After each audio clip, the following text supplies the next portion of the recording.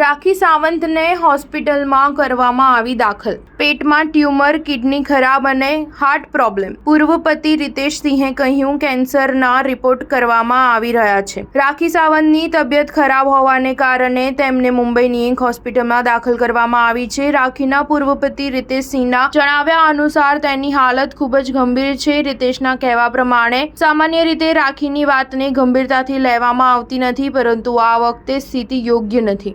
રાખીની બીમારી અંગે રીતેશે કહ્યું, ડોક્ટરના કહેવા પ્રમાણે રાખીના પેટમાં સોજો છે, કિડનીને પણ નુકસાન થયું છે। આટલું જ નહીં, તેને હાર્ટની સમસ્યા પણ છે। ડોક્ટરોએ ટેસ્ટ કરાવ્યા છે, પરંતુ હજુ સુધી તમામ ટેસ્ટના રિપોર્ટ આવ્યા નથી। સોનોગ્રાફીનો રિપોર્ટ આવી ગયો છે, જેમાં ગાંઠની સાઇઝ નોંધપાત્ર રીતે વધી ગઈ હોવાનું જણાય છે। હવે આ ગાંઠ કેન્સરની છે કે નહીં તેની તપાસ ડોક્ટરો કરી રહ્યા છે। એકંદરે પરિસ્થિતિ યોગ્ય નથી।